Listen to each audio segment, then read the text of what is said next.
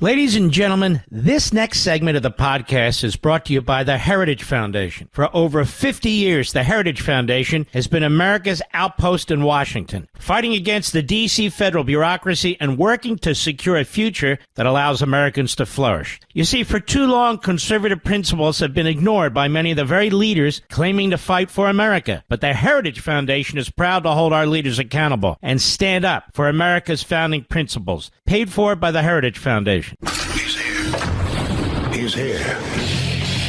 Now, broadcasting from the underground command post, deep in the bowels of a hidden bunker, somewhere under the brick and steel of a nondescript building, we've once again made contact with our leader, Mark Levin.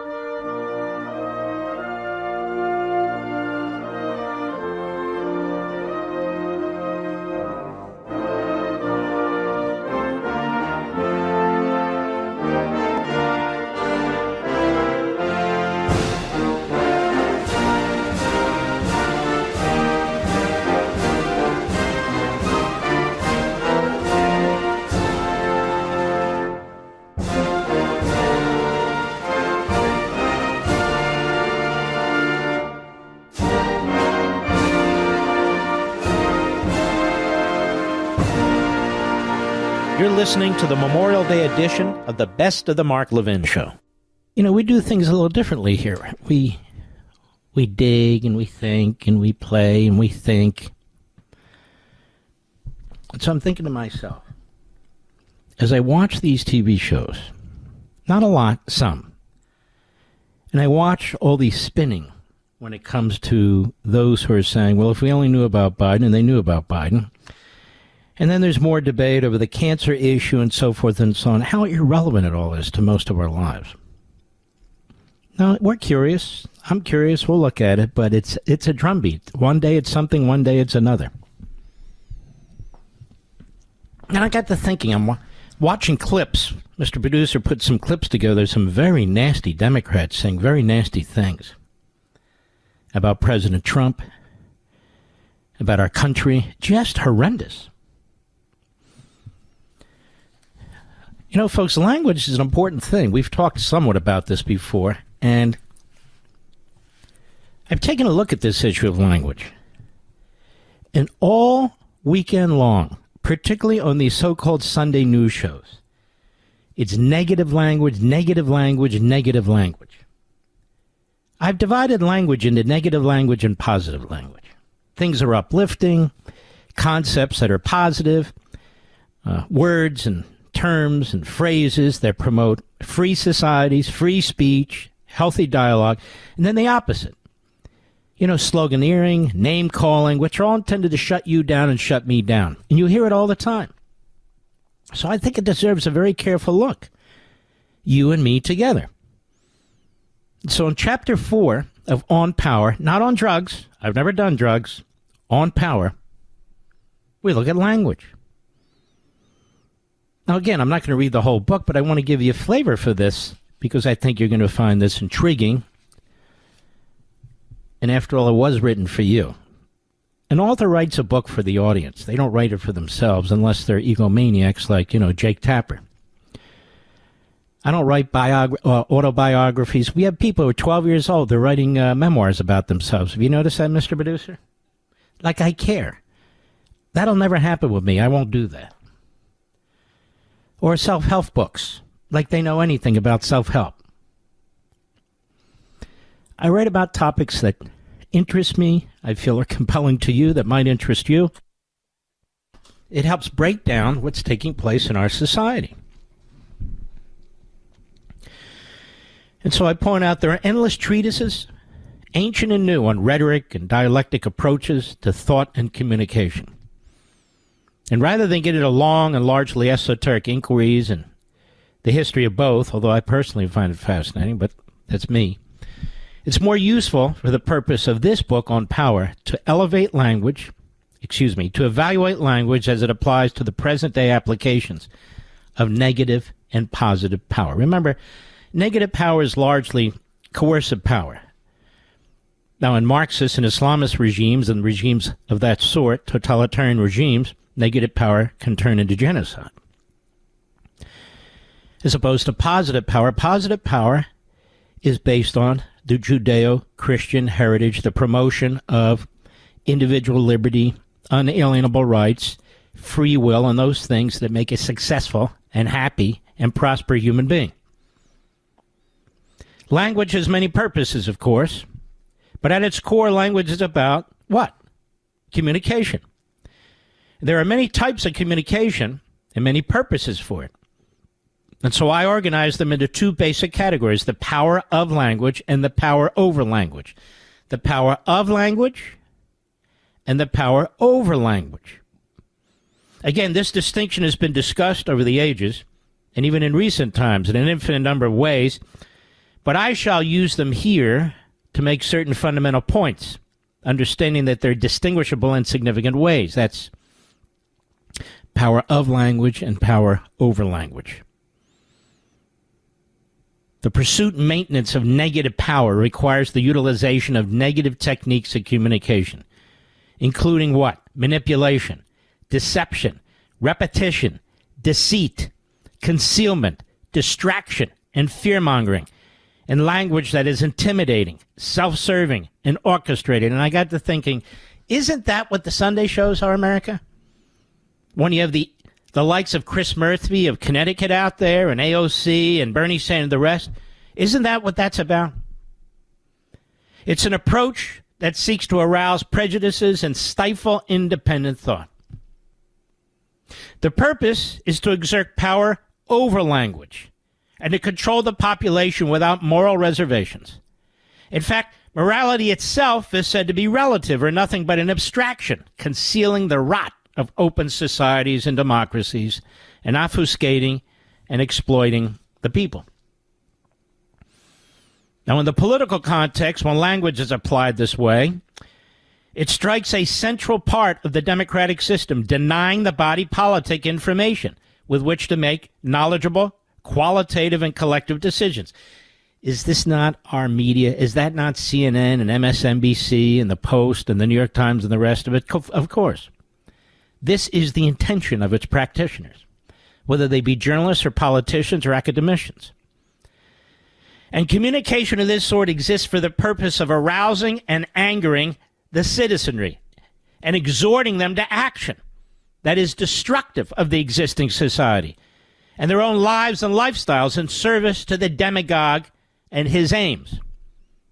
Inasmuch as people and their consent are the only legitimate and just source of government, the entire enterprise, therefore, is corrupt and malevolent. In fact, citizens acquiesce to it. They regurgitate it. You hear the Democrats, you hear their supporters, you hear their protesters, or even demand, they, where applicable, believing there is no other course or that it is the best course until it's too late to reverse course without an abrupt and often violent revolution. And for many, suffering persists for an extended period of time. So, for example, prior to the Russian Revolution, is this boring you, Mr. Producer? Mr. Producer loves this stuff, and I'm glad he does.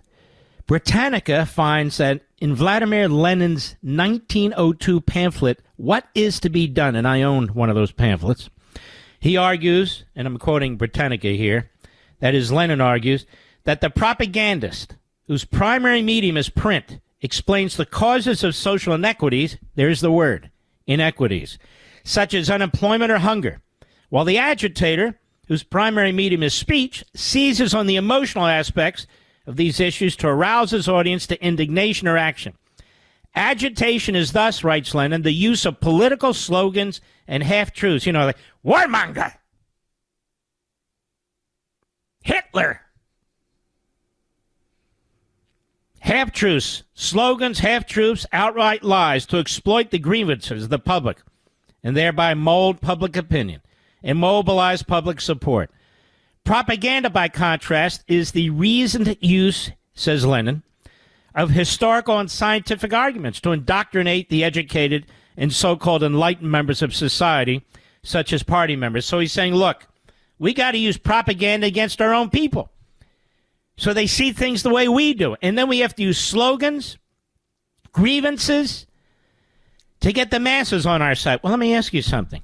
On these budget talks right now, who keeps saying, the billionaires, you're taking money from Medicaid, it's a lie. To give it to the billionaires, it's a lie. So the Democrats really are of a Marxist mindset, American Marxism, a tailored, customized form of Marxism for American consumption.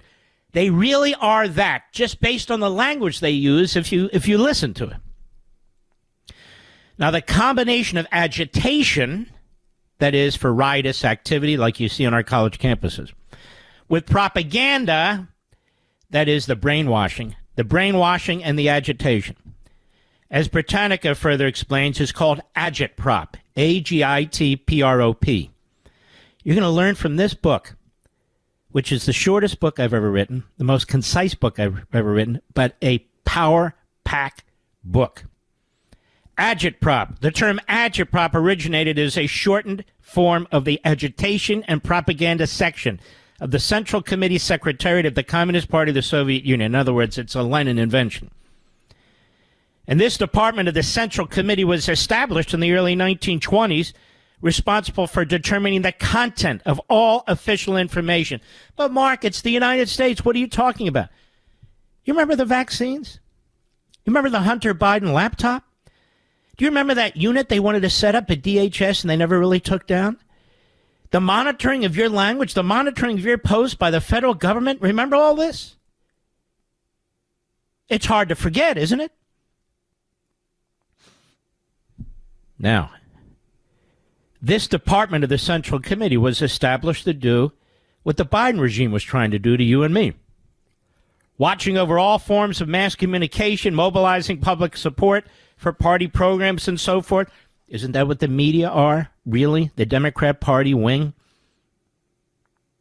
Again, for Marxism and other forms of autocratic ideologies and governing systems, negative power is exercised through language that is tailored to lord over the people and control the society and the culture. Hence, language is a tool of the state that serves the state. It takes on an official character, It is limited, prescribed, and restricted. It compels certain types of speech and suppresses other forms of speech. It's called censorship, obviously. In essence, it is organized propaganda. That's what I call it. Organized propaganda. Simply put, as one great writer, thinker, who unfortunately got caught up in the Third Reich, Hannah Arendt, she said this is simply thought control of the masses. These Sunday shows, for the most part, they're about thought control for the masses. That's why it's the conga line of pretty much the same people pushing the Marxist-Islamist propaganda or the hate Trump, anti-Trump propaganda and using the slogans, the most horrific kinds of slogans to fearmonger. This is exactly what's taking place today. And she explained further that what she called totalitarian propaganda involves the use of indirect, veiled, and menacing hints of violence to non-believers, claims of scientific prophecy. Remember? The masks? Distinguished from old-fashioned appeals to the past and to absolute systems which suppress men from their history. That is mankind. It employs absurd predictions to avoid discussion, like Bernie Sanders. Well, health care for all, health care for all. There's never going to be health care for all, even if you nationalize it in 4,000 different ways. For only the future can reveal the merits, you see. So they're not held to account today for their failures. Like the FAA, like FEMA. Arendt observes that totalitarian propaganda highlights socialism and race as two key categories of exploitation because they neatly lend themselves to group identification and exploitation. Now, ladies and gentlemen, this goes on some length, but not massively long, where I pierce into it and then I contrast it with positive language and positive power.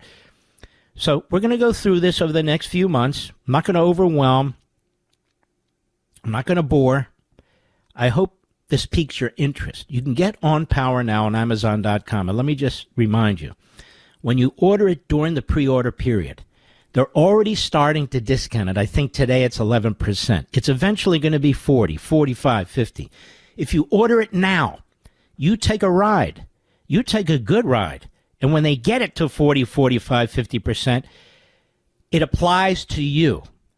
The highest discount from now until the time the book is released, you will get. I urge you to get it for Father's Day. It won't be delivered until July 29th, but you can let your father, your grandfather, your husband know and get a good price. It's called On Power. I'll be right back. Mark Levin.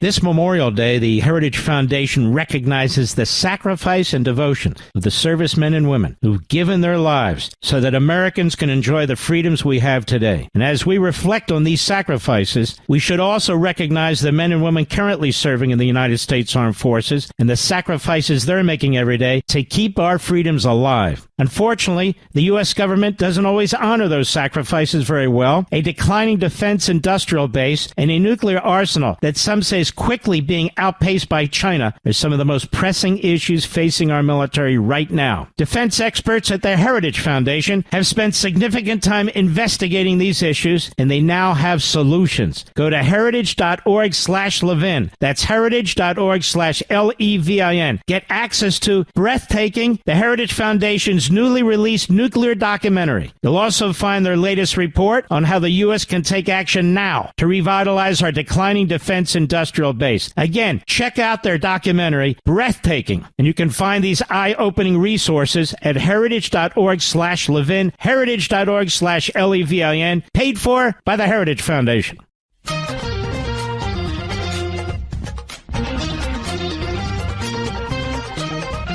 This is the best of the Mark Levin Show, where we honor our fallen heroes on this Memorial Day and every day. You know, most of you take these little intellectual journeys with me, and I really appreciate it. I hope you learn a lot from them, like this one. Example, you're hearing all this talk about Biden, about the Hur tapes. We've got them all here. Everybody's got them. Or you're hearing about what was said about his cancer or not said about his cancer. We have them all here. We'll listen to some of that. But just listening to it is not enough. What's being done to you is the question.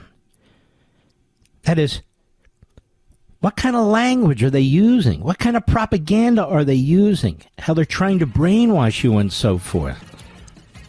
You want to cut through all the news static, all the hosts that are just burping this stuff up and playing it. It's deeper than this. This is utter and complete manipulation. I'll be right back. Have you thanked a U.S. service member recently? With Memorial Day this week and Armed Forces Day also in May, the Heritage Foundation is committed to honoring the sacrifice of those who gave their lives for our freedoms and protecting those who currently serve. Our government, however, has not demonstrated the same commitment. Our defense industrial base, which is vital to keeping a strong and ready military, is in a shambles. Our nuclear arsenal is even in worse shape. It's old. The Heritage Foundation recognizes the severity of this threat, and you can now gain access to what their research has uncovered. Go to heritage.org/Levin, heritage.org/LEVIN to get access to Breathtaking, China's Race to Nuclear Dominance. It underscores why it's critical that the U.S. take action right now. You'll all gain access to the Heritage Foundation's latest report on how to revitalize our declining defense industrial base. For the safety of those currently serving, it is imperative that we take action now. Folks, check it out. You're not going to believe it. Visit heritage.org/Levin, heritage.org/LEVIN, paid for by the Heritage Foundation. Now back to the best of Mark Levin. We honor those on Memorial Day who've given their lives to defend this nation. You're not going to hear this anywhere else. It just doesn't exist. And that's why I'm thrilled you're here. That's why I'm thrilled I have this platform. I want to give you a perfect example of what I'm saying here in the book on power. Here's a flash montage, hat tip to X, of what the Democrats were saying about Biden. And I want to get beyond what you've been hearing. Like they lied to us, and get a little deeper on this. Cut 5, go. Does the president have the stamina, physically and mentally, do you think, to continue on even after 2024? Don, you're asking me this question. Oh my gosh, he's the president of the United States. You know, I can't even keep up with him. The most difficult part about a meeting with President Biden is preparing for it, because he is sharp, intensely probing, and detail-oriented and focused. I can testify because I've been working very closely with this president for the past 2 years. I've been knowing him for 30 years. And I'm telling you, this guy's tough. He's smart. He's on his game. Joe Biden has vision. He has knowledge. He has a strategic thinker. The president is focused. He's detail-oriented. He's always thinking about the big picture. He is engaging. He is capable. He has an incredible record as president. And I'm often with him on foreign trips. He's at the top of his game. So he has a vision. He has knowledge.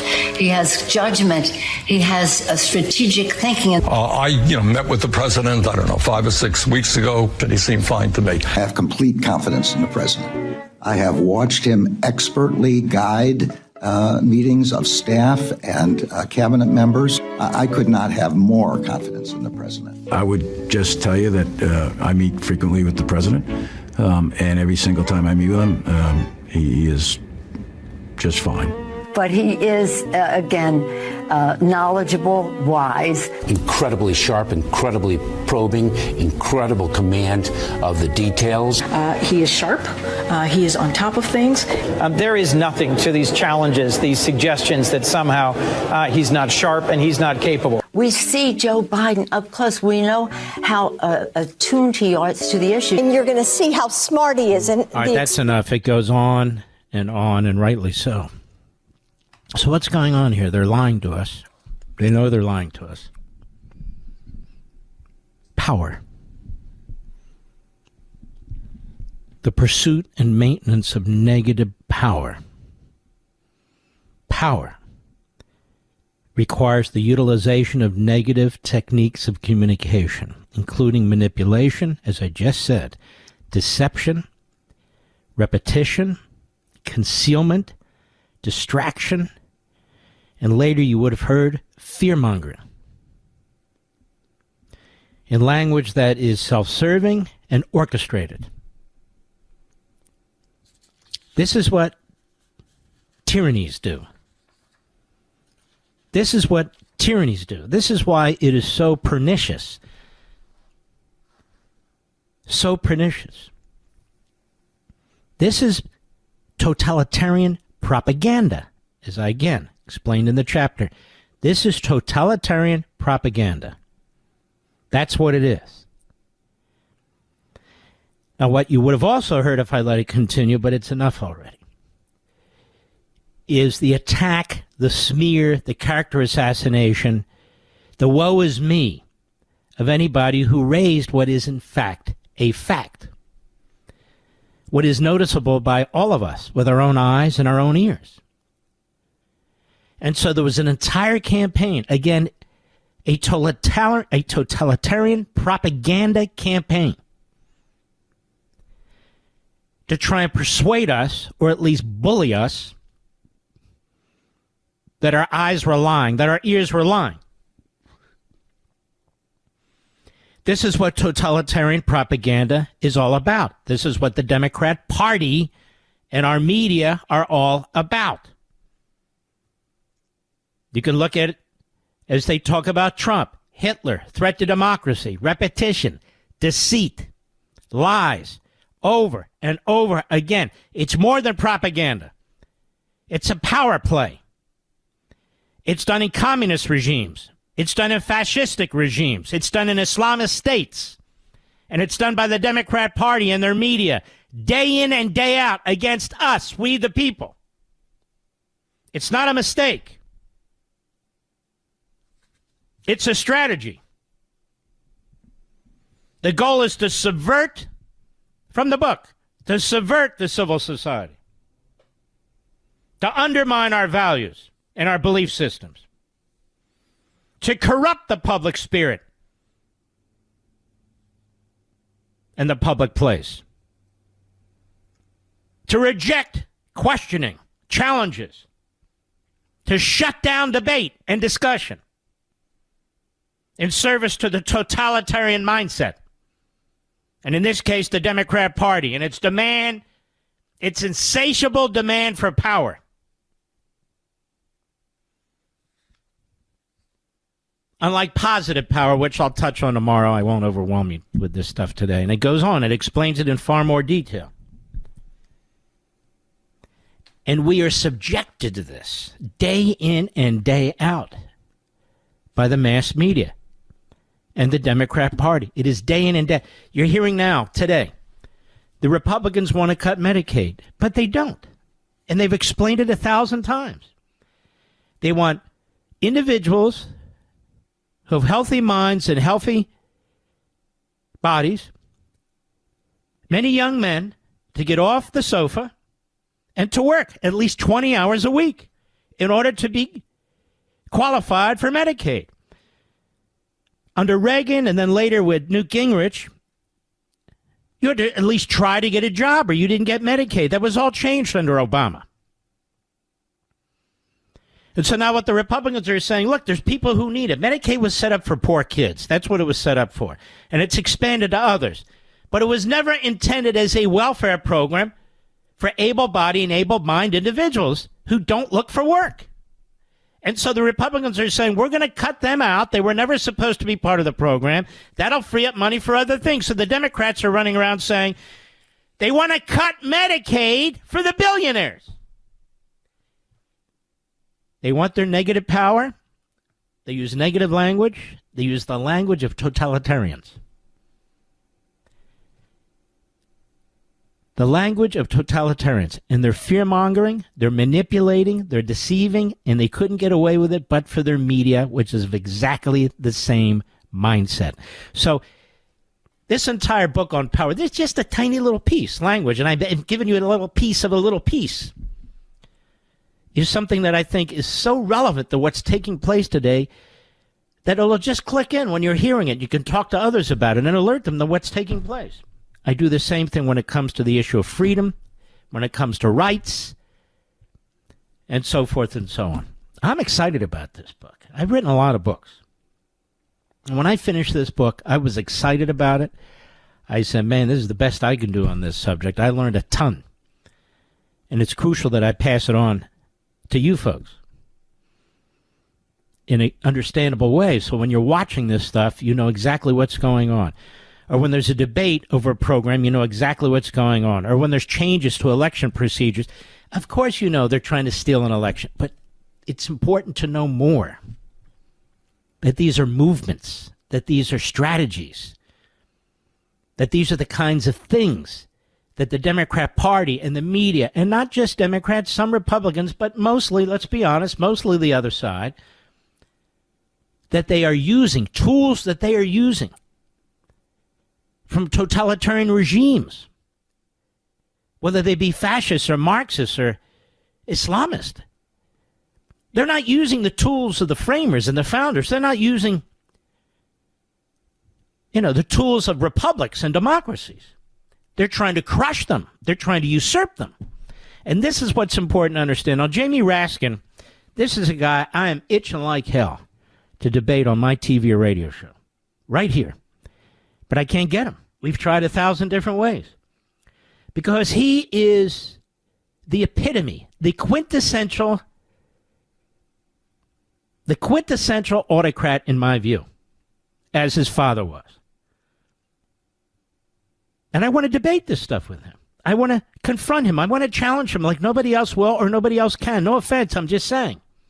He knows it because he won't come here. He'll come everywhere else, but he won't come here. And neither will Bernie Sanders, and neither will AOC. They'll go on Sunday shows, they'll go on the weekend shows, they will not come here.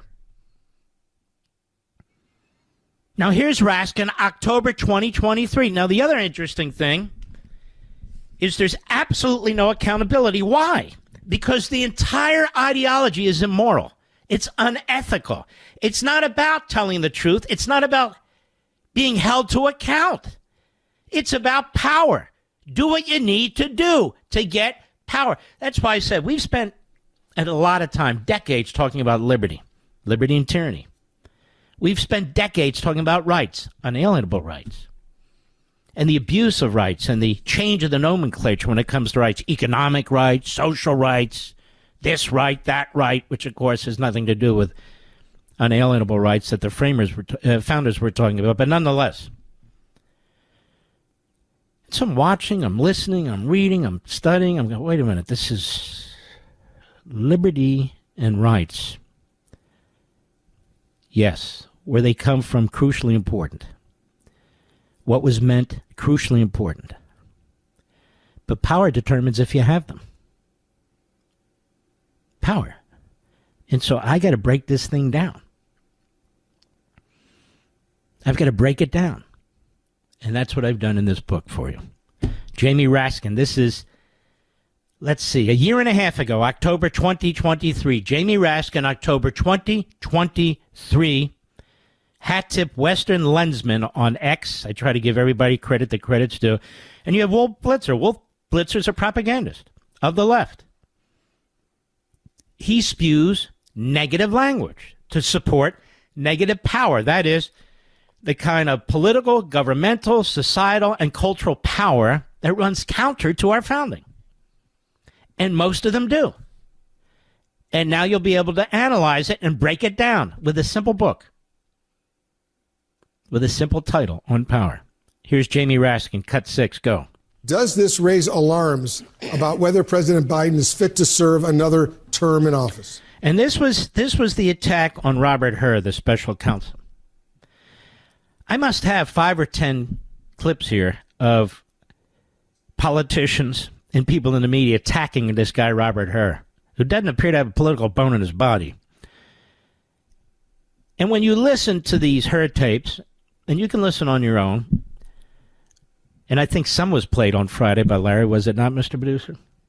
I believe so.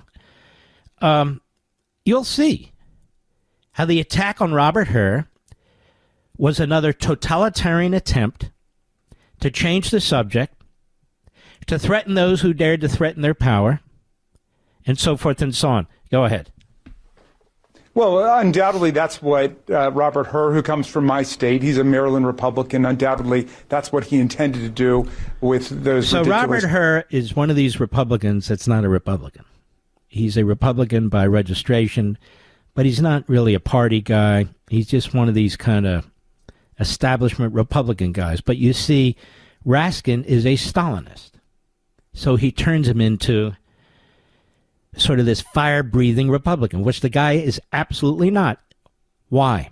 Because part of the totalitarian mindset, when I'm talking about negative power and negative language, is to pile on, is to abuse, is to smear, is to target, as opposed to actually discussing the issue. And when you discuss the issue of Joe Biden, he's brilliant, he's sharp, he's wise. Because they want to retain power, they want to increase their power, they want to ram it through. It doesn't matter. They have no morals whatsoever. Go ahead.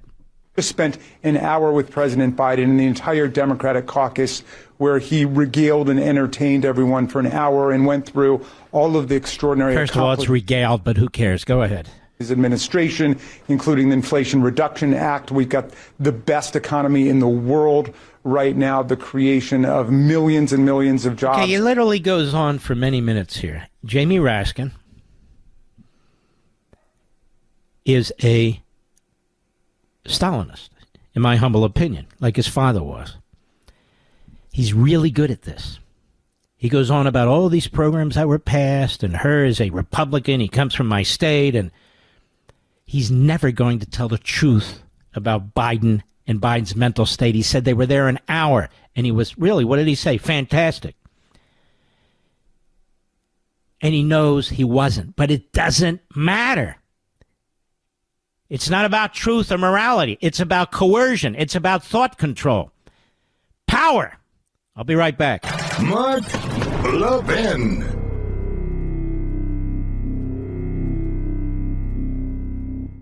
This Memorial Day, the Heritage Foundation recognizes the sacrifice and devotion of the servicemen and women who've given their lives so that Americans can enjoy the freedoms we have today. And as we reflect on these sacrifices, we should also recognize the men and women currently serving in the United States Armed Forces and the sacrifices they're making every day to keep our freedoms alive. Unfortunately, the U.S. government doesn't always honor those sacrifices very well. A declining defense industrial base and a nuclear arsenal that some say is quickly being outpaced by China are some of the most pressing issues facing our military right now. Defense experts at the Heritage Foundation have spent significant time investigating these issues, and they now have solutions. Go to heritage.org/Levin. That's heritage.org/LEVIN. Get access to Breathtaking, the Heritage Foundation's newly released nuclear documentary. You'll also find their latest report on how the U.S. can take action now to revitalize our declining defense industrial base. Again, check out their documentary, Breathtaking, and you can find these eye-opening resources at heritage.org/Levin, heritage.org/LEVIN, paid for by the Heritage Foundation.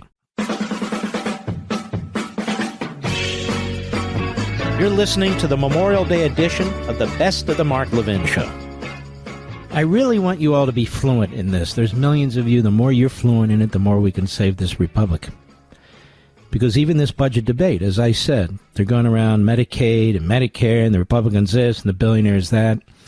And you know, you can say, well, they're lying and they're lying. But I think it's much more penetrating, much more persuasive to explain the technique, why they're doing it, how they're doing it, and where this comes from. And it is utterly immoral. And again, try and have at least a faint memory of what I've discussed today. Not because you're going to be tested, obviously, but because I want to hit the opposite tomorrow a little bit. Positive language. And if there's any of this interests you, it's much more expanded upon, much more comprehensive in the book itself. And again, you can grab it on Amazon.com, on any of my social sites. We're going to move on next hour, but this is so relevant to what's going on. Now, you'll notice when I write a book, I'm never invited on Face the Nation or Meet the Press or any of those shows. And yet you buy them. I use this platform and my Fox platform and my Blaze platform. But they don't want people to hear what I have to say. Because it's destructive of them. It's destructive of what they're doing to the country and to the American public. All right, folks, we got 2 big-time hours left. We'll be right back. This segment of the podcast is exclusively sponsored by Pure Talk. Pure Talk offers great coverage and can save your family money on your wireless bill every single month. Go to puretalk.com to find the plan that's right for you. Thank you again for listening, and thank you so much for this sponsorship, Pure Talk. He's here. He's here. Now, broadcasting from the underground command post, deep in the bowels of a hidden bunker, somewhere under the brick and steel of a nondescript building, we've once again made contact with our leader, Mark Levin. This is the Best of the Mark Levin Show, where we honor our fallen heroes on this Memorial Day and every day. You know, this Biden issue goes to the heart of our republic. If one man, if one family, if a staff at the White House, if an Attorney General of the United States, if a hand-picked doctor, if the Democrat Party and their media,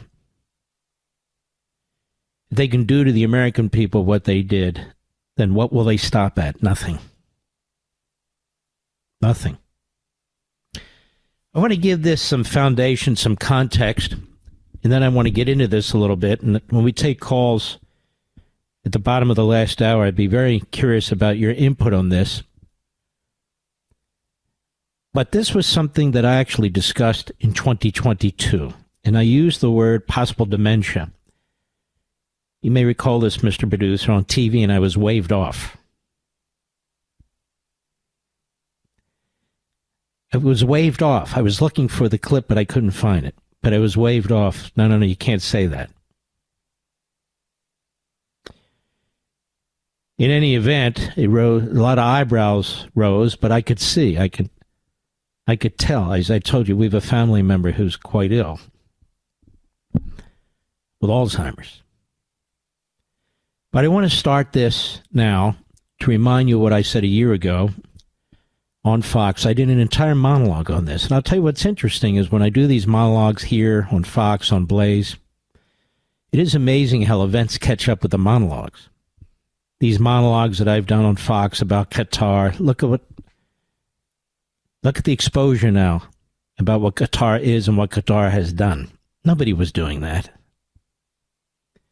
Or you might recall March 2017. March 2017, right, Mr. Producer? Is that when it was? No. Yeah.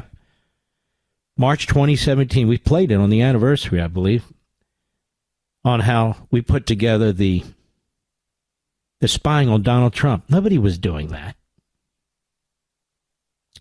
But let's lay the foundation for what's being discussed now, well after the fact.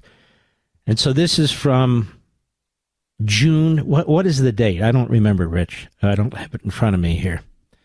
June 16, 2024, opening monologue of my Fox show. Go ahead.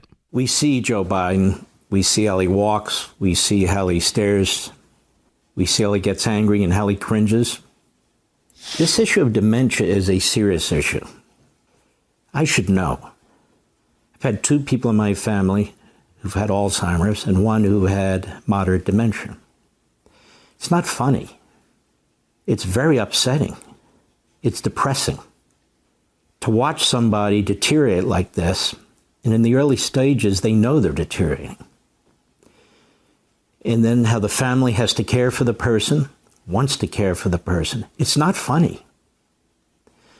You've never heard me do jokes about Joe Biden and dementia.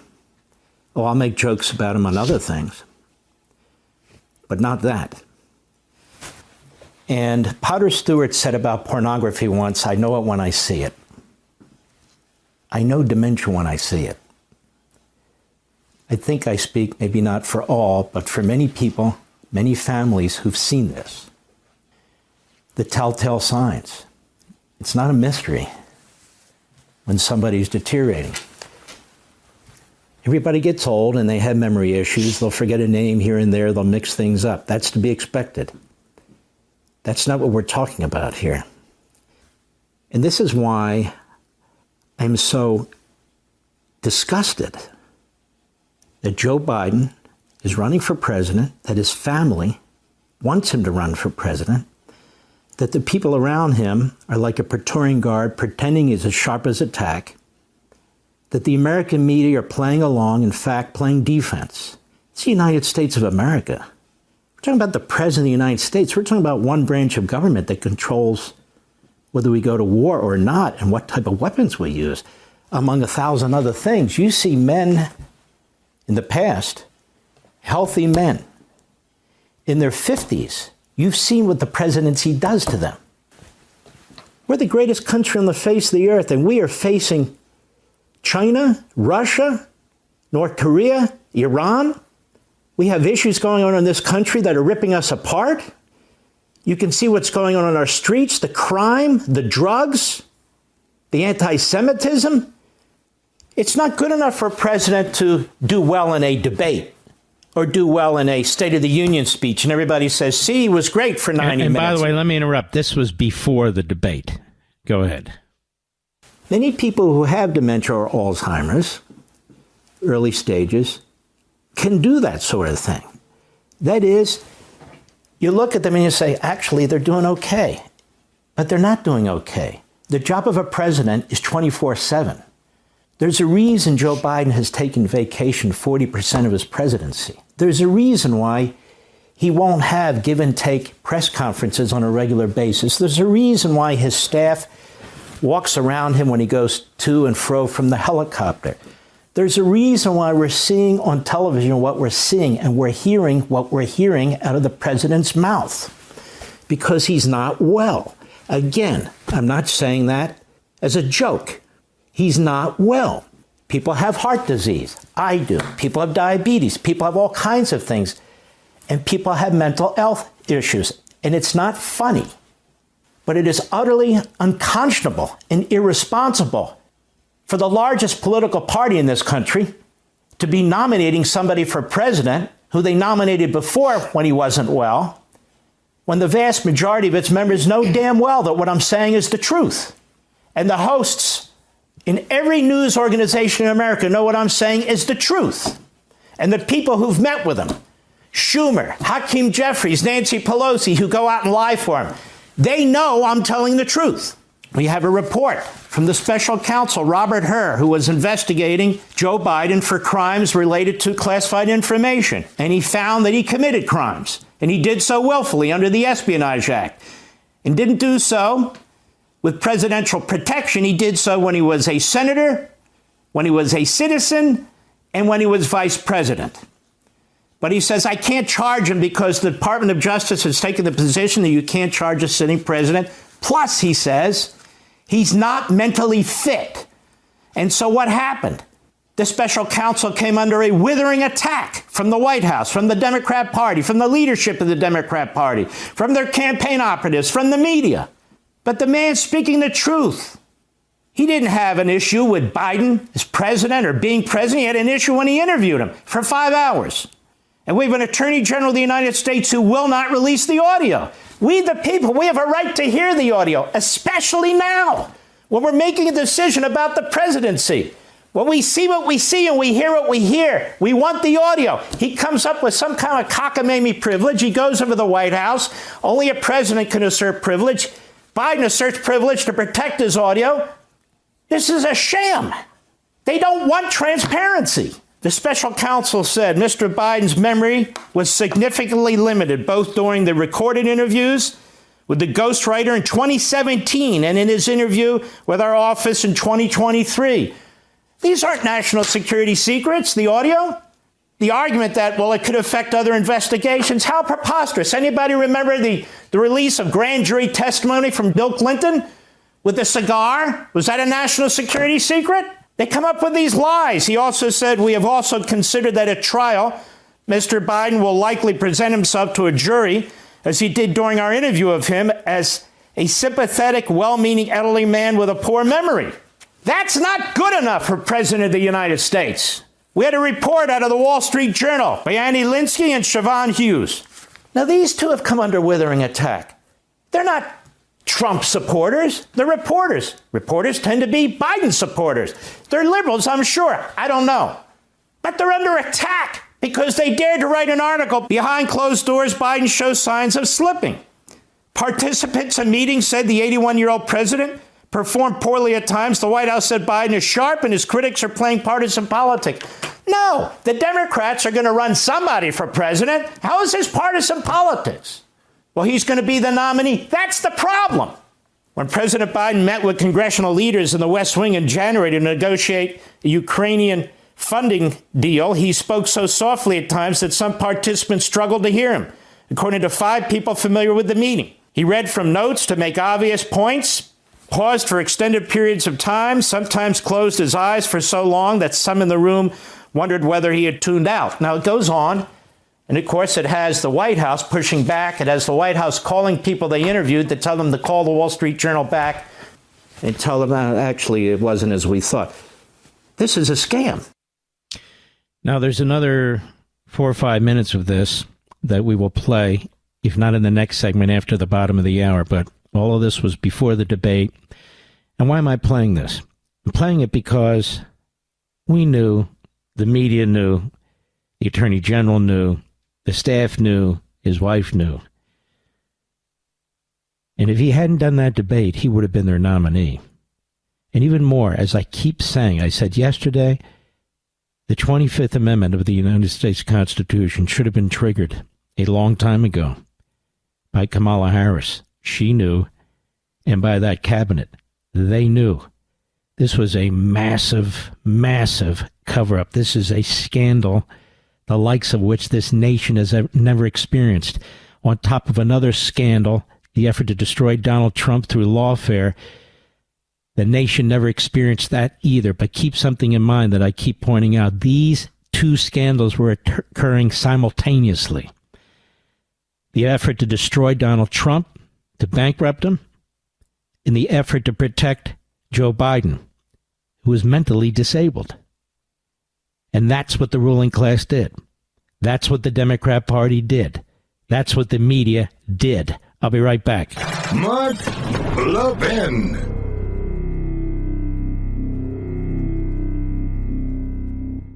Pure Talk, my wireless company, a veteran-led company, believes every man and woman who has faithfully served this country deserves to proudly fly an American flag that was made in America. And listen to this. That's why Pure Talk is on a mission to give an allegiance flag, the highest quality American flag ever, to 1,000 U.S. veterans in time for the patriotic holidays. Switch your cell phone service to Pure Talk today. Know that you're supporting a company that will be providing these high-quality flags made in America to deserving veterans, with plans from just $25 a month for unlimited talk, text, and plenty of data. You can enjoy America's most dependable 5G network while cutting your cell phone bill, in many cases, in half. The average Pure Talk family saves over $1,000 a year. Just go to puretalk.com/Levin. That's puretalk.com/Levin to switch hassle-free in as little as 10 minutes. Again, that's puretalk.com/Levin. Switch to a wireless company that supports our veterans, that is patriotic, based right here in America. Switch to Pure Talk. Now back to the best of Mark Levin. We honor those on Memorial Day who've given their lives to defend this nation. We're going to have to wait till after the bottom to play the final few minutes of that, but that's a year ago. And people were talking around it or mocking it or that sort of thing, but I feel today we really need to think about the consequences of something like this. The media trying to pretend that they had no role. I mean, Jake Tapper now has a best-selling book out talking about how the media covered this up in the staff when Jake Tapper was one of the principal con artists. I mean, everybody's seen the video. Every single network other than Fox, every single one was involved in the cover-up. Every single host who talked about it, almost, was involved in the cover-up. Think about this, folks. Every single Democrat in Congress who was asked about it, but one, this guy Dean Phillips, who was running but nobody cared, covered it up. Every single one of them. Bernie Sanders, Hakeem Jeffries, Nancy Pelosi, Chuck Schumer, name them.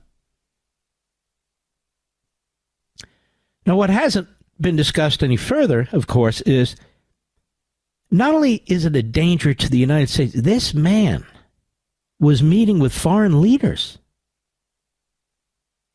And they knew what we knew. They saw what we saw.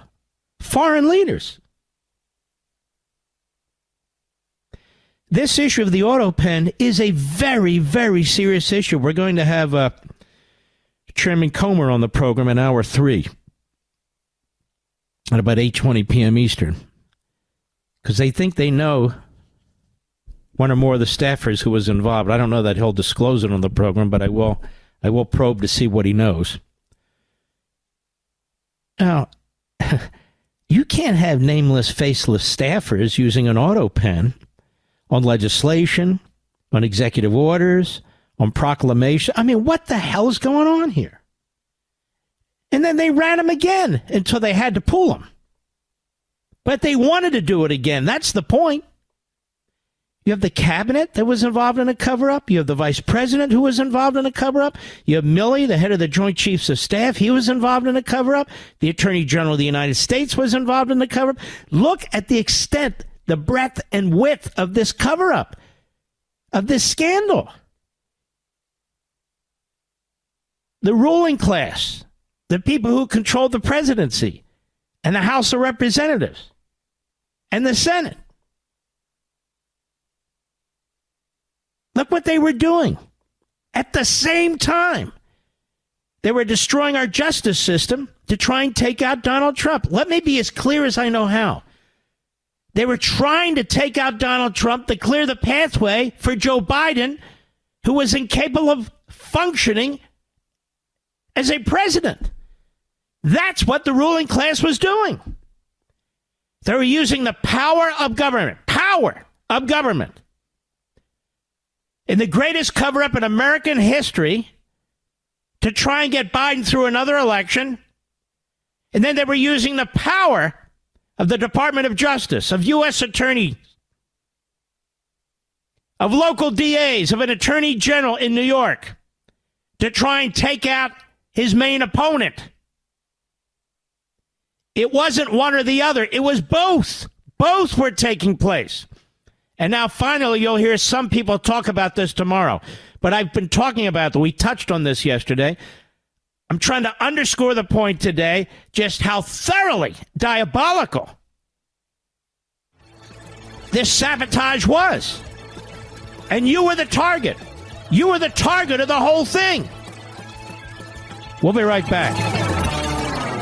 Pure Talk, my wireless company, a veteran-led company, believes every man and woman who has faithfully served this country deserves to proudly fly an American flag that was made in America. And listen to this. That's why Pure Talk is on a mission to give an allegiance flag, the highest quality American flag ever, to 1,000 U.S. veterans in time for the patriotic holidays. Switch your cell phone service to Pure Talk today. Know that you're supporting a company that will be providing these high-quality flags made in America to deserving veterans. With plans from just $25 a month for unlimited talk, text, and plenty of data, you can enjoy America's most dependable 5G network while cutting your cell phone bill, in many cases, in half. The average Pure Talk family saves over $1,000 a year. Just go to puretalk.com/Levin. That's puretalk.com/Levin to switch hassle-free in as little as 10 minutes. Again, that's puretalk.com/Levin. Switch to a wireless company that supports our veterans, that is patriotic, based right here in America. Switch to Pure Talk.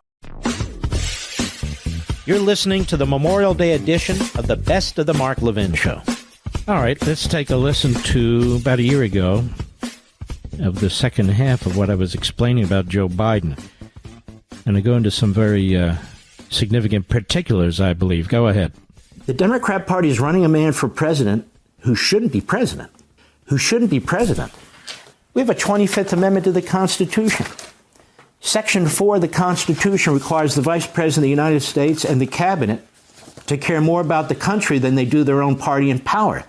But we don't have a Vice President and a Cabinet who care more about the country than their own party and their own power. What does it say?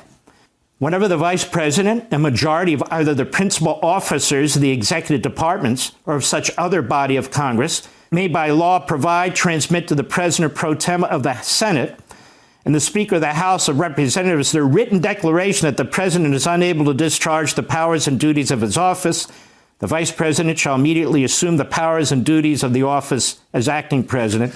And it goes on to say the President can push back, provide a letter to Congress, and then Congress has to take the subject up, and by a supermajority can make the decision on whether or not the President is fit or not. That's a serious constitutional amendment. It's in the Constitution. It's the 25th Amendment. But Kamala Harris and that cabinet wouldn't dare do that. But they should, but they won't. So that part of the 25th Amendment is a dead letter, which, by the way, as a footnote, is a reason why Congress needs the audio, to take a listen to it and make a determination whether we needed another amendment or fix this amendment. Now, let's stop there as I'm live commenting on this. This is crucially important. The Attorney General of the United States heard that audio. They transcribed that audio. They would not give the audio, not even to Congress. The fact is that Congress can trigger the 25th Amendment, but he didn't want them to trigger the 25th Amendment. He knew, because he's part of the cabinet, he didn't trigger the 25th Amendment. He should be held to account. He also, however, withheld that audio from the other members of the cabinet who really didn't need it, but nonetheless, and presumably the Vice President. The Attorney General of the United States was a main player in this massive cover-up, his deceit of the American people and his deceit of Congress. He was also the main player in the war against Donald Trump, the effort to throw him in federal prison and to bankrupt him. This man who came across as sort of an elderly former judge with a very calm demeanor and thoughtful comments and so forth and so on, was nothing but a raw power-hungry operative. That's all he was, Merrick Garland. And I'll say it for the third time tonight so members of Congress can hear me. He needs to be held to account for both sides of this unprecedented, outrageous scandal. The defensive efforts to protect Joe Biden and the offensive attacks aimed at destroying Donald Trump. The man who was in charge of that was the Attorney General of the United States. He did both. He did both. The Department of Justice, other operatives there, the Deputy Attorney General, the head of the Criminal Division, the Associate Attorney General. They did both. They unleashed a special counsel unconstitutionally against Donald Trump, while at the same time they were protecting Joe Biden from the 25th Amendment, from discovery by the American people, and from Congress. Go ahead. For a great republic. It's just unacceptable for a great republic. And 100 years from now, assuming this republic still exists, they're going to wonder, who the hell were these citizens who voted like this? Or this corrupt media, the corrupt Democrat Party? But history's too late. This needs to be dealt with now. Now, what am I talking about? Again, in all seriousness, and of course I'll come under attack. I don't care. The truth is the truth. There's 7 stages of dementia. Verywellmind.com is just one of many, many sites, medical, that point this out. And dementia progresses in stages ranging from mild to severe. Isn't it amazing we haven't had this discussion any time in the last 5 years on any network? Because they try to intimidate us. This needs to be discussed. It needs to be analyzed. It needs to be vetted with the American people. We need to know as much as we can. And I'm not going to cover this up. 7 stages of dementia. And so the first stage is no cognitive decline. Let's stop here for a moment. Again, I'm live now. Now, I go through this, and you'll hear the last few minutes. So there's no way Jake Tapper didn't hear this, or these other people didn't hear this, the Democrats in Congress, the staffers. They all heard it. They all knew I was right. And they marched on. And they marched on. You know, when Jake Tapper says in his now best-selling book, which is really a disgusting disgrace, this grifter who helped cover up, participated in the worst scandal in American history, certainly the worst political scandal in American history, is now profiting from it. I can't think of anything more grotesque and immoral, quite frankly. But that said, there's no way this could have been missed, certainly by anybody close to Biden or anybody who talked to the people close to him. And as I said at the time, as I said last week, as I said yesterday, and I'll say again, his wife, Jill Biden, is utterly evil. Evil. Because she knew everything about it. His bathroom habits, his ability to get dressed in the morning, what kind of mood he was in when he was awakened in the morning. I mean, she saw it up close and personal. She knew better than anybody else. But she was power hungry. And does everybody remember why this government exists? It exists for we the people. Not the power hungry, not the rulers. We the people. Go ahead. Function normally and doesn't exhibit any signs of memory loss, confusion, or cognitive impairment. However, the structure and functioning of their brain may have started to deteriorate as the nerve cells, the neurons in their brain start to lose connection with other brain cells and die. Okay, people can function that way. Stage 2, very mild cognitive decline. The person starts to experience occasional lapses of memory, such as forgetting where they keep familiar everyday objects, forgetting names they once knew very well. At this stage, the symptoms are unlikely to affect the person's work or social interactions. We know a lot of elderly people who have this problem. Okay, fine. Most of them aren't president, by the way. Stage 3, mild cognitive decline. Now it gets more serious. This is a stage where cognitive impairment starts to become more noticeable to the patient, as well as their friends, family members, and colleagues. The person may start to show symptoms such as getting lost while walking or driving, particularly in unfamiliar places, reading something and retaining very little of it, forgetting the names of people they've just met, losing items of importance or value, having trouble concentrating and performing complex tasks, experiencing increasing difficulty in social settings, and so forth. Stage 4, moderate cognitive decline. In this stage, the person will exhibit a definitive decline in cognitive ability in a clinical interview. Lack of knowledge of current and recent events, difficulty remembering parts of their own personal history. We have that in the Hur report. Trouble with organizing, planning, traveling, and managing finances. And it goes on. Stage 5, moderately severe cognitive decline. From this stage onward, the person may no longer be able to function without some assistance.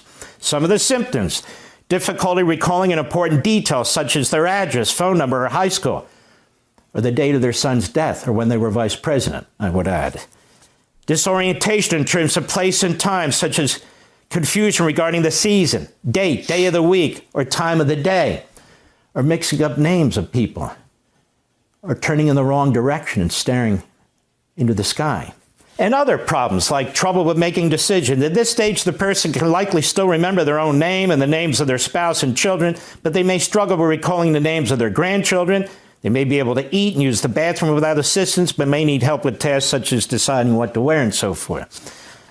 Stage 6, severe cognitive decline. And stage 7, I don't think the president is in stage 6 or 7. I think he's heading there, and he's heading there very quickly. If I had to guess, he's likely well into stage 5. I don't know. But Jill knows. His doctor knows. The experts out there know. And we, the people, need to learn more about the cognitive state of the President of the United States, and they need to stop playing cat and mouse with us. This is about the country and the future of the country. That's the bottom line. So that was before the debate, and I'd mentioned it on other occasions on Hannity's show, on this show, and on my own Fox and Blaze shows. And look, you saw it yourselves. But I felt somebody needed to pull it all together and speak out, and so I did. And nobody else had. I mean, Rich, nobody else had. I looked at people on my own network. I've looked at people in talk radio. I looked at people on other networks, newspaper companies. Nobody was just pulling it together and laying it out. So I did it. And so Jake Tapper comes along and he writes a book about all the cover-ups. I'm not a journalist, America. I'm one of you. I call it as I see it. I'm a partisan for America. This whole get-up, this whole setup of the government is for you. It's to protect you. Now, what you saw there is what I call negative power and negative language, negative power. They will do anything for power, and they did. And then they will use coercive language and threats and bully tactics to hold on to that power. That's what you saw. That's what happens in tyrannies. The positive power is the pushback. Our nation was founded on positive power, not on negative power. The whole Constitution is a model of positive power. How do you set up a governmental system that holds the country together while at the same time nurtures individual liberty? Positive power, and again, I'll get into this more tomorrow because we're not going to have enough time today, is it starts from an altogether different premise than negative power. It starts from the belief that God is the sovereign. Your country started this way. Read the Declaration. And through God, his children, you, the individual and the people, you're the sovereign of our society. Not a handful of people, not some governmental contraption, you. So power properly understood and exercised in the context of government is about the well-being of the people, not the rulers. The people are the sovereign, not the governing authority. And importantly, the belief in God-given eternal rights, natural law, unalienable rights, those words are in your Declaration of Independence. That's the basis of a moral and virtuous society that transcends any ruling class. Again, I'll deal with this more tomorrow, but it is in my new book on power. And it's totally relevant. These are the two forces, not the oppressed versus the oppressor. That's Marxism. It's we the people versus the ruling class. If the ruling class were as contemplated by the framers of your Constitution, I call that positive power, that would be one thing, but they're not. They're constantly looking for ways, whether through rogue, unelected federal district judges, through open borders to change the demographics, change the citizenry, to change the vote, changing the voting system to empower one political party against another, trying to find ways to silence open and free speech when open and free speech is absolutely necessary, including during a pandemic. This is what we're up against, this negative power. And, it's sad to say, don't shoot the messenger here, but the trajectory,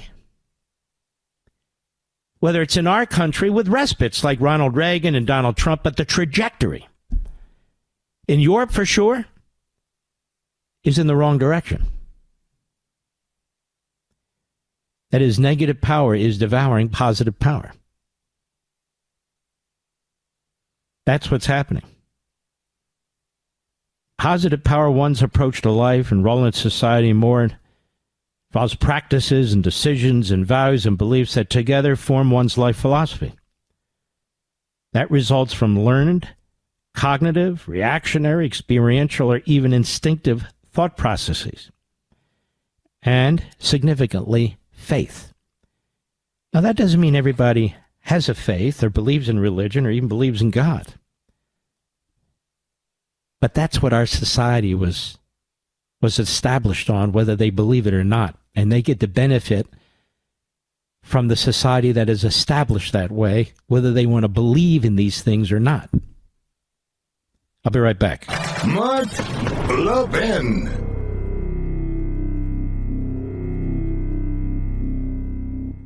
Pure Talk, my wireless company, a veteran-led company, believes every man and woman who has faithfully served this country deserves to proudly fly an American flag that was made in America. And listen to this. That's why Pure Talk is on a mission to give an allegiance flag, the highest quality American flag ever, to 1,000 U.S. veterans in time for the patriotic holidays. Switch your cell phone service to Pure Talk today. Know that you're supporting a company that will be providing these high-quality flags made in America to deserving veterans, with plans from just $25 a month for unlimited talk, text, and plenty of data. You can enjoy America's most dependable 5G network while cutting your cell phone bill, in many cases, in half. The average Pure Talk family saves over $1,000 a year. Just go to puretalk.com/Levin. That's puretalk.com/Levin to switch hassle-free in as little as 10 minutes. Again, that's puretalk.com/Levin. Switch to a wireless company that supports our veterans, that is patriotic, based right here in America. Switch to Pure Talk. Now back to the best of Mark Levin. We honor those on Memorial Day who've given their lives to defend this nation. You know, ladies and gentlemen, there's a lot of reports out there. There's a lot of leaking taking place to Axios, this phony guy by the name of, what is his name, Barack Ravid or something or other, Mr. Producer? You know who I mean. And some of the others. That the White House is pressuring Israel to hurry up with Gaza already, that these pictures are too much. These are leaks. And I think I know at least one, if not two, of the people who are leaking. Axios ran with that. And Pat Ward, senior White House, not Pat Ward, that was sent to Pat Ward at the Fox News Channel to correct this. Max Bluestein, the spokesman for the National Security Council, he said, this is absolutely false.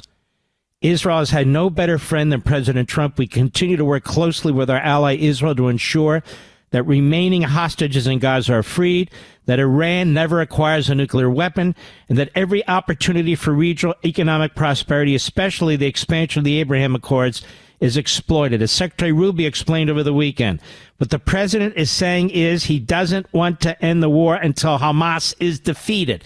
The leak said that the president, the administration, was pressuring Israel to get this over with. And the White House formally said, that's not what we said. These leaks are outrageous.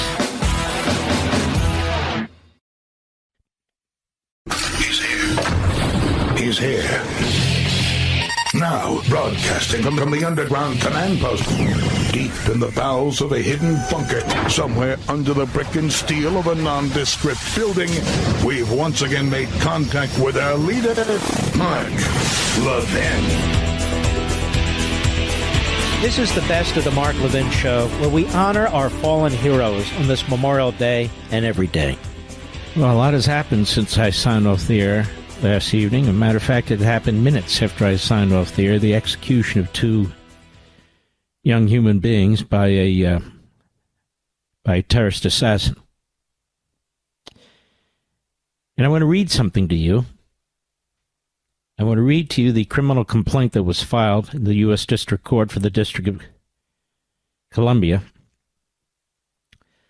The charges, the charging document, because you're going to learn some information about this case that you didn't know.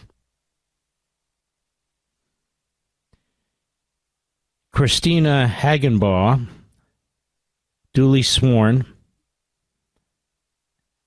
in this arrest warrant complaint. Let me silence this phone, which I thought I had, but apparently not. These new iPhones are crazy. All right. Sorry, they're a pain in the you-know-what. I make this affidavit, she writes, in support of a criminal complaint charging Elias Rodriguez with violations of 18 U.S.C. Section 1116, murder of foreign officials, 18 U.S.C. 941J, causing the death of a person through the use of a firearm, 18 U.S.C. 94E1A triple I, discharge of a firearm during a crime of violence, and D.C. Code Section 22-2001, first-degree murder. And so he's charged with 2 counts of first-degree murder. My own view is capital murder should result in capital punishment, but that's just me. The facts set forth in this affidavit, based on information I've obtained from my personal involvement in the investigation, and from other law enforcement officers who have been involved in this investigation, on documents that I have reviewed, and on my training and experience where I've reported statements made by others, or from documents that I have reviewed. Those statements reported in substance and in part, unless otherwise indicated. I'm a federal law enforcement officer within the meaning of the federal rules. I'm not going to get into that. Government agent engaged in enforcing the criminal laws, duly authorized by the Attorney General to request a search warrant. I've been a special agent with the Federal Bureau of Investigation since September 2016. And it goes on. Probable cause, I'll skip to that. On May 21, 2025, Rodriguez shot and killed 2 individuals outside 575 3rd Street, Northwest Washington, which is the site of the Capitol Jewish Museum. The museum was hosting an event related to Jewish diplomatic and business relations hosted by the American Jewish Committee that aims to, quote, bring together Jewish young professionals and the D.C. diplomatic community. The event was attended by several members of the United States-based Israeli diplomatic mission. On Wednesday, last night, approximately 9:08 p.m., members of the Metropolitan Police Department, 1st District, were dispatched to investigate a shooting at the intersection of 3rd and F Streets, Northwest. Upon the officers arriving at the scene, they observed decedent number 1 and decedent number 2 suffering from gunshot wounds. Decedent number 1, just so you know, they don't mention who she is in the charging document. She's 26 years old, Sarah Milgrim, an American citizen. An American citizen. Decedent number 2 is Yaron Lischinsky, 30 years old, an Israeli citizen. A practicing Christian whose father was Christian and mother was Jewish. And they had moved from Germany to Israel. And Sarah Milgrim was Jewish, her parents were Jewish, and an American citizen. Well, they do mention her here. I apologize. Decedent number 1, identified as Sarah Milgrim, was employed by the Embassy of Israel in Washington. The preliminary review of decedent 1 remains showed that she suffered multiple gunshot wounds to the body. Decedent was transported from the scene by the District of Columbia Fire and Emergency Medical Services, to the office of the Chief Medical Examiner for the District of Columbia. Decedent 1 was pronounced dead at 9:35 p.m. by the medical group under the authority there. The results of the autopsy are still pending. Decedent 2, identified as Yaron Lischinsky, was employed by the Embassy of Israel. He was pronounced deceased by members on the scene under the authority of the medical group there at 9:14 p.m.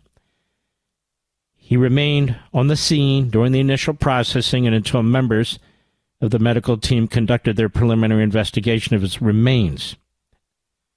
I mean, these young people were alive a half hour earlier. Decedent number 2 was an Israeli citizen. According to the Department of State, decedent number 2, based on his official visa, was an official guest to the United States government. This is what I want you to hear. Upon arriving at the scene, Metropolitan Police Department Officer 1 canvassed the area for cameras and observed several affixed to the museum. Officer 1 and his partner, Officer 2, entered the building to inquire about the cameras and identify witnesses. Once inside, Rodriguez asked to speak with the officer. Rodriguez then stated that he did it, quote-unquote, and that he was unarmed. Rodriguez was taken into custody and identified by Illinois driver's license and firearms owner's identification card, that is an Illinois driver's license, as Elias A. Rodriguez of Chicago. Rodriguez spontaneously stated on scene to the MPD, Metropolitan Police Department, "I did it for Palestine, I did it for Gaza, I am unarmed." Rodriguez was holding a red scarf identified by one witness as a keffiyeh. And MPD officers escorting Rodriguez from the museum, he shouted, "Free, free Palestine." On scene, multiple witnesses were identified and interviewed. Witness number 1 stated that witness number 1 was outside the Jewish museum sitting in a car when he saw a male, later identified as Rodriguez, wearing a blue hooded raincoat and backpack attempting to light a cigarette in the rain. Witness 1 found the defendant's behavior strange, and it captured witness 1's attention. Prior to shooting, witness 1 saw 4 people walking out of the Jewish museum, and soon after, witness 1 heard gunshots. Witness 1 ducked down, and after the gunshots eased, looked again. Witness 1 saw that Rodriguez motioning as if he was attempting to shoot the firearm, but it was not firing. Rodriguez then ran away. Witness 1 observed Rodriguez motion with his arm as if he was throwing an object. Witness 1 later explained that police located a firearm in the vicinity of where Witness 1 observed Rodriguez throwing his throwing motion. After the Metropolitan Police MPD arrived, Witness 1 observed police officers walk Rodriguez out of the museum. Witness 1 commented to the police that person they had in custody was the same guy. Witness 1 observed during the shooting. However, during a subsequent interview, Witness 1 stated Witness 1, was 70% certain that Rodriguez was the same person, but Witness 1 was certain the backpack and the jacket were what the assailant was in fact wearing. Now, here's the intense part. On scene, the Metropolitan Police Department officers were able to review surveillance video from immediately before and during the shooting. They captured the exterior of the museum, so they caught everything on video, everything. In summary, the video shows a slim-built person wearing a blue jacket with a hood, a large, dark-colored backpack, blue pants, and light-colored shoes, consistent with the clothing worn by Rodriguez, walk across F Street Northwest in the direction of the museum, where the decedents were standing, preparing to enter the crosswalk. So these young people, they're done, and they walk out, probably going to walk to their apartment or walk to a cab, whatever. Once Rodriguez walked past the decedents, and 2 witnesses, he turned to face their backs. So he walks behind them and then turns toward their backs, brandished a firearm from the area of his waist. Rodriguez is captured on the video extending both of his arms, you know, as you extend them to shoot something, in the direction of the decedents, firing several times. So he shot them in the back, as indicated by the muzzle flashes. Once the decedents fell to the ground, Rodriguez is captured on the video advancing closer to the decedents, leaning over them with his arm extended and firing several more times. They're on the ground, and he shoots them more. As decedent 1, this is this 26-year-old young lady, this American citizen, as decedent 1 attempted to crawl away from Rodriguez, he followed behind her and fired again. After a brief moment, Rodriguez appeared to reload his firearm. At the same time, decedent 1, this young girl, sat up. She sat up. Once he reloaded, Rodriguez fired several more times into the decedent, into the girl.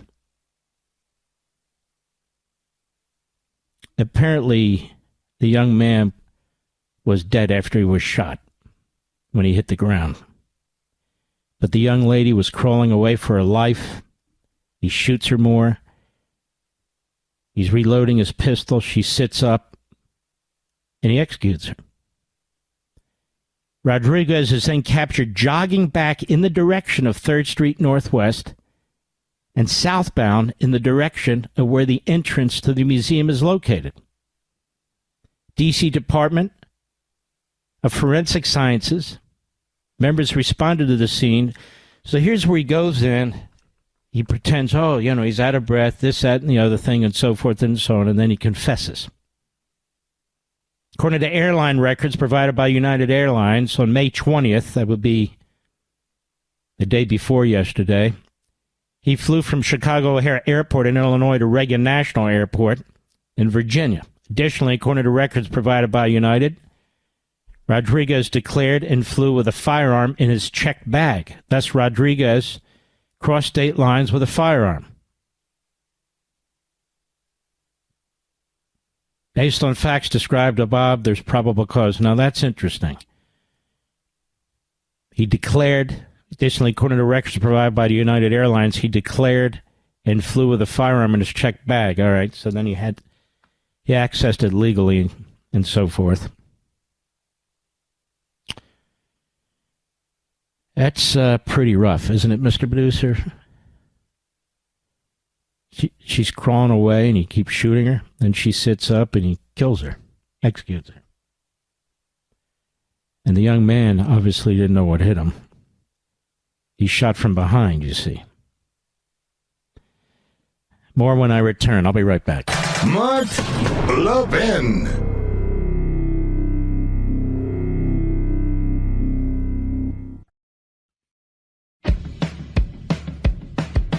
You're listening to the Memorial Day edition of the Best of the Mark Levin Show. Now, ladies and gentlemen, I've been talking for a long time about the fusion of the Marxists and the Islamists, and you're starting to hear it on Fox by other hosts and guests now. This is why I do what I do. You're hearing about oppressor oppressed. Before I wrote the book American Marxism during the pandemic 4 years ago, nobody talked about oppressor oppressed. So we do that too. In fact, nobody would use the word Marxism. They kept using the word socialists or progressives. And I went on TV with American Marxism, and I said, we've got to get our nomenclature correct. So now you hear the word Marxism. Now you hear the combination, I think they call it the red-green combination, or the combination of the far left and the Islamists. Yeah, it's Marxism, Islamism, the fusion of the two. That's also in American Marxism. It's also something we've talked about at tremendous length on this program, and we'll continue to do so. I was also the first one to call out Dr. Jill Biden. Now, everybody's asking about Dr. Jill Biden. They're going back to tapes back in 2019 and so forth and so on. I've been talking about Dr. Jill Biden long before that because she is the number one culprit in the cover-up and what was done to the people of the United States as a result of his election. But who is this subhuman who executed these two young people? Elias Rodriguez, Jerusalem Post. He's been an active member of the Party for Socialism and Liberation, a far-left Marxist pro-Palestinian group. There you go. Exactly as I told you.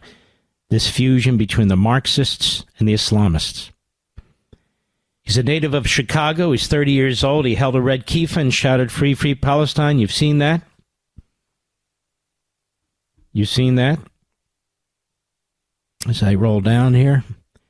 He has a BA in English from the University of Illinois, Chicago, and this is what's happening in our universities and colleges, thanks to Qatar, thanks to Communist China.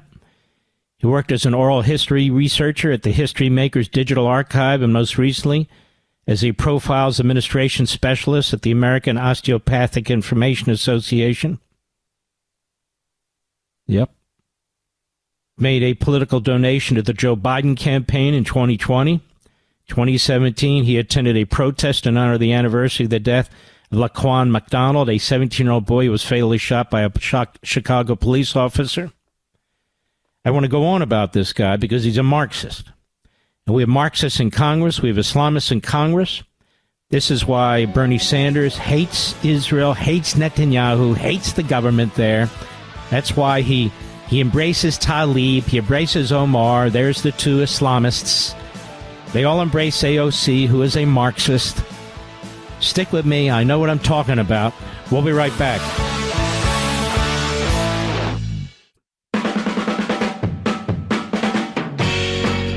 Now back to the best of Mark Levin. We honor those on Memorial Day who've given their lives to defend this nation. So let's go into this. This guy, Rodriguez. I've talked to you at some great length now over the years about this fusion of Marxism and Islamism. In American Marxism, started really discussing it about 7 years ago. You see it on the streets, the college protests, the riotous, violent protests. We talked about it all during that period over the years. Now, of course, people say, and have you noticed that Marxism, these people really are pathetic. If they would actually think for themselves and read and study these things, rather than wasting time on their weekends and their nights, maybe they'd actually know something rather than regurgitate and plagiarize.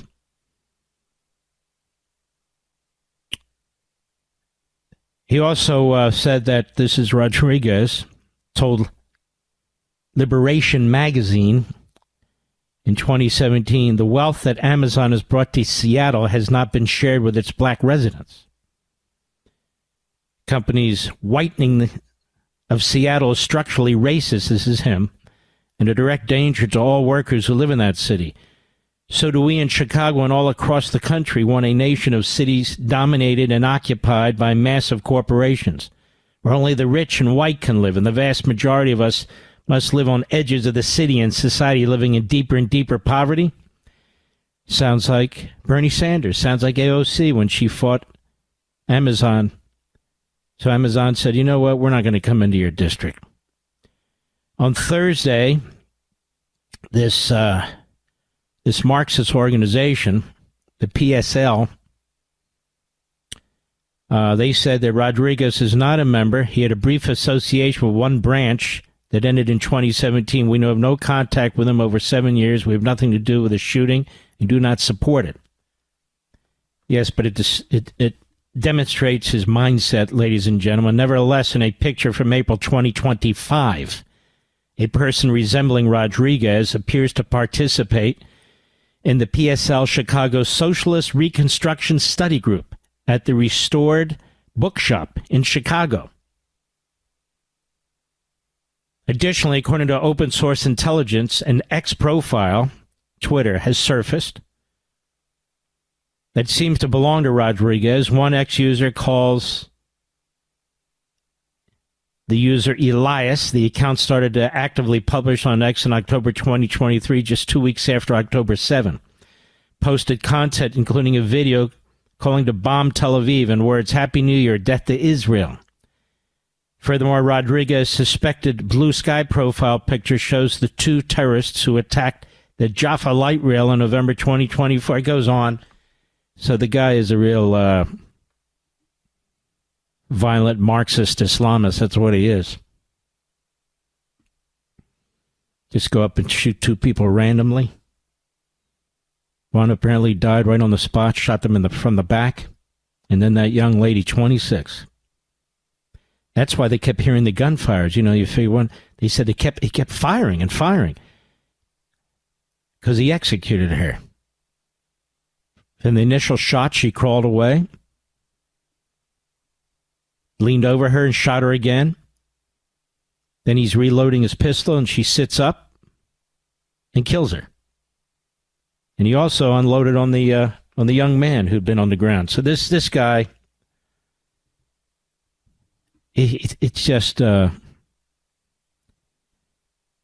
Mr. Producer, you have some of the clips from Fox and Friends this morning. How many are there? I don't have it. Well, let's get started. Let's go to the first clip. Go ahead. Well, my thought is this. I'm not a rabbi and I'm not a diplomat, so I'll call it as I see it. The West is weak. They're weak against this fusion of these Marxists and these Islamists. They're spending hundreds of billions of dollars in our country and throughout Europe. Qatar is number one. Communist China is number two. That's not a mistake. That's not a coincidence. They're trying to destroy us from within. President Trump talks about the enemy within. This is the enemy within. We see it. There's a Kristallnacht taking place in our country every day and throughout Europe every day. Jews are not safe in every capital in Europe, and now they're not safe in our capital. Now, we always are sort of behind Europe in its decline over a period of years. We need to learn and see what's taking place. This isn't about free speech, so the radical libertarians, in the face of this onslaught, would have us commit suicide. This is being funded by Qatar and other countries. There's a funding network. There are more Islamist front groups in this country, terrorist front groups in this country. They multiply like rabbits. Congress is not doing enough to stop this. I know the administration is doing yeoman's work, unlike the prior administration. This is what happens when you have open borders and unfettered and unvetted immigration, particularly from the Middle East. Our courts are not capable by ideological and administrative processes to deal with. In fact, they are obstructing efforts by this administration to deport the enemy, and they are the enemy. They're not an adversary. They're not a bunch of punks just with big mouths. They're marching through the streets like no Nazis ever have, like no Klansmen ever have in our country, calling for the destruction of the United States of America, the overthrow of the West, burning the American flag, chasing Jewish students on college campuses, threatening elderly Jews who hold signs on the streets peacefully, attacking our synagogues. Now, I say this to my fellow Americans. Is this what we want? Is this who we are? Because the ruling class is letting us down. Seal the damn borders, which is what President Trump is doing. Stop every damn penny coming into this country from these terrorist states. I don't care if they put smiles on their faces and hold seminars or whatever the hell they're doing. They're the enemy. They're the enemy. They funded 9/11. 9/11 wasn't even about Jews or Israel. It's about us. They killed over 2,000 of our people. Let the Israelis win their war against Hamas. Stop holding them back. They killed over 1,200 of their people in the most heinous ways, so horrific that the videos haven't been released on any single cable or network television show. That's how horrible it is. If you want to act like a subhuman, you need to be treated like a subhuman. These terrorist organizations, they don't think like we do. They don't think like the West. They see weakness because there is weakness. They've all but destroyed our Ivy League schools, and they're working now in K through 12. What are we going to do? Yell the First Amendment?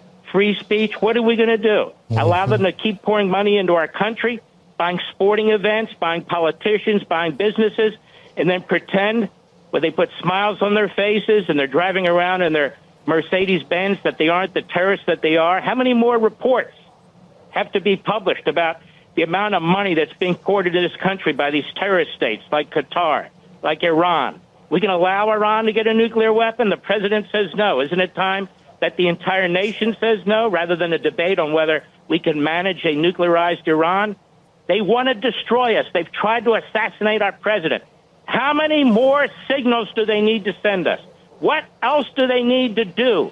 They are eating away at our country from within. Europe has basically been conquered. We need to put our foot down. These two precious human beings executed in cold blood. And let me tell you something, Brian.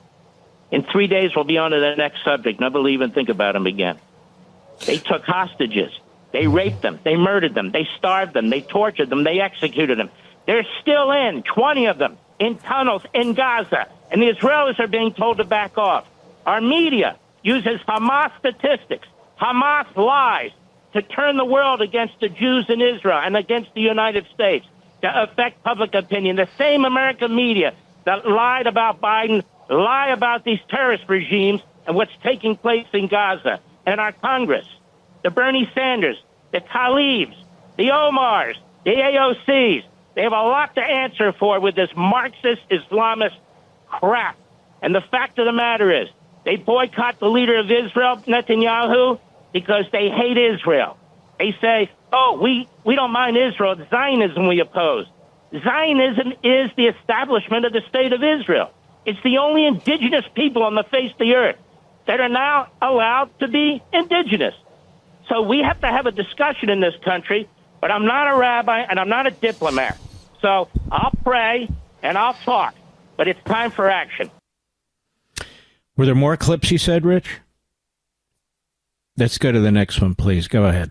I do find there's a little ignorance when it comes to some of the people that are in the middle of the street, too. They're getting away with it because they say free Palestine. But now you have the person that committed this act saying free Palestine as well. But they've been marching in the middle of the street with Hamas flags. They have been denying October the 7th the whole time. And people think they're just dumb kids. We got a report that's from the hostages that were released that they were communicating with the college campuses. It's like a sleeper cell that's right in front of us, and we don't seem to be paying attention to it.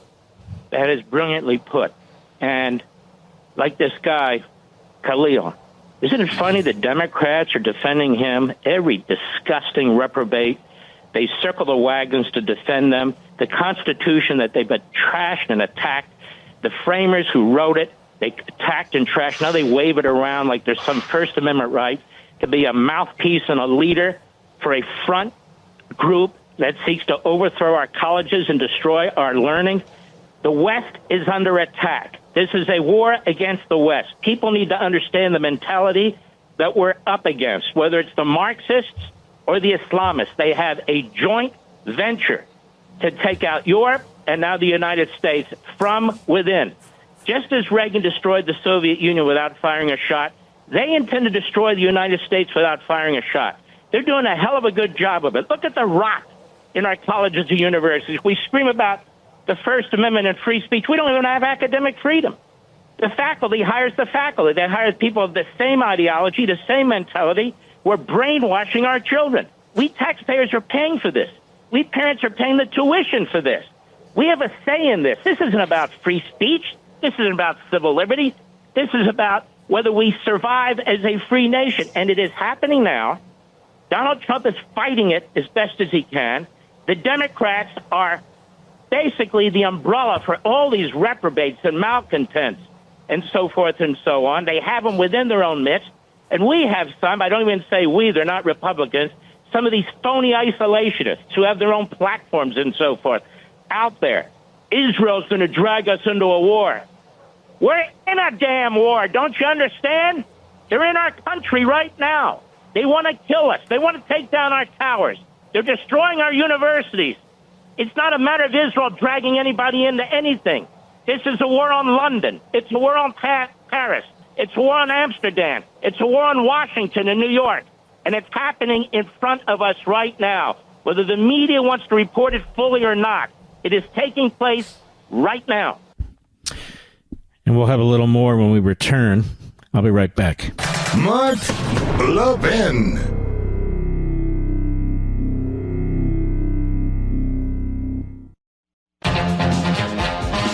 Now back to the best of Mark Levin. We honor those on Memorial Day who've given their lives to defend this nation. Okay, folks, here's the last of it from Fox and Friends this morning. Go ahead, please. So, Mark, what do you think is going to happen out of these talks that could take place this weekend? Word is that Israel is losing patience, and they just want to take out what they can of Iran's nuclear apparatus. What would you think if Israel just did it on their own? You know, the president likes to say America first. Well, I'm sure Netanyahu has to say, well, Israel first. And while they love America, they love us, they have to protect their people.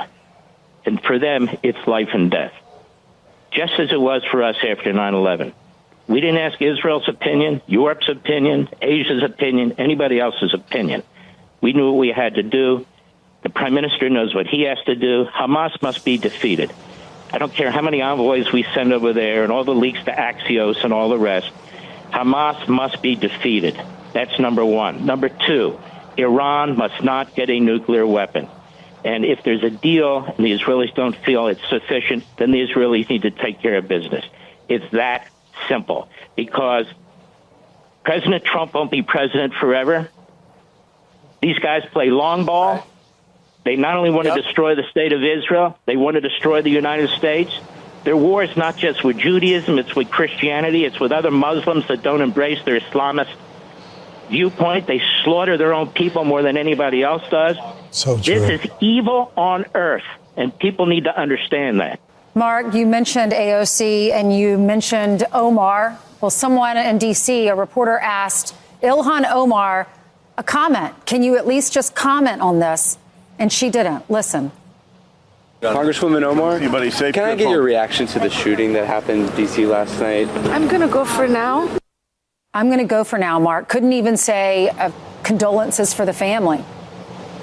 Not because she's an Islamist. Let's stop playing games. She's an Islamist who got elected to Congress as part of what Donald Trump calls the enemy within. It's time to take our mittens off and do a reality. She's an Islamist. Tlaib is an Islamist. Bernie Sanders is a Marxist. I dare them to sue me. I dare them to sue me. I will counterclaim. I will get all the information I need. I will expose these people in civil court because they cannot be exposed criminally. I will do it myself if I have to. This is the enemy within. Our media, some of it's bought and paid for, some of it's not, day after day, spewing the Hamas propaganda about casualties. Even Hamas amended the casualties, and they're still spewing the casualties. There are Jews that are still in tunnels in Gaza. Who put them there? Who attacked Israel on October 6th? Free Palestine. They had their own country. It's called Gaza. What they mean by free Palestine is destroy the Jews, kill the Jews, get rid of Israel. I have a message for them. Israel's not going anywhere. Israel's not going anywhere. Persians couldn't do it. The Romans couldn't do it. The Babylonians couldn't do it. Hitler couldn't do it. And they're not going to do it either. And I have another message for them. Donald Trump is president of the United States. The United States is not going anywhere either. And he is an all-hands-on government effort to fight this anti-Semitism. And I couldn't be prouder of what he's trying to do. It would be nice if we had some help from Hakeem Jeffries. It would be nice if Chuck Schumer would stop writing books and actually do something about it. But the Democrats aren't the ones that held hearings about what's going on in our colleges. The Republicans are. And I don't say this to be a partisan. I say this as an American who sees exactly what's taking place. All right, ladies and gentlemen, I think I've covered this relatively thoroughly, but I want to say this to you, not to upset you. We're going to get hit again, and we're going to get hit very, very hard. I think the last 4 years have done grave damage to this country with the open border. The enemy is here. The enemy is dug in. You see them in our colleges and universities, but it's worse than that. They have an entire funding network. They're pouring billions of dollars into our country. Not just going to education. They're taking over businesses. They're buying politicians. They're buying law firms and lawyers. Again, I understand on the point of the spear, but the spear is the spear. They and the communist Chinese. What about our next generation? They've been brainwashed, many of them. The generation, the younger generations that has been brainwashed and is still brainwashed. They're not like ours or the previous generation. We weren't subjected to this. They are. We've seen immigration, revolution by immigration. I've told you that over and over again. Well, they're here. And their judges won't allow us to remove most of them. The Democrat Party won't allow us to move most of them because the party only cares about votes. They don't care who's voting. It could be Hamas supporters. It could be whatever it is. They just want votes. When we come back, there's something else interesting I want to dive into a little bit. I keep hearing, what do the Democrats stand for? They don't have a platform. The Republicans do. Okay, there we are. Republicans getting cocky again with a 2-vote, 3-vote majority in the House. But I want to dig into this. I'll be right back.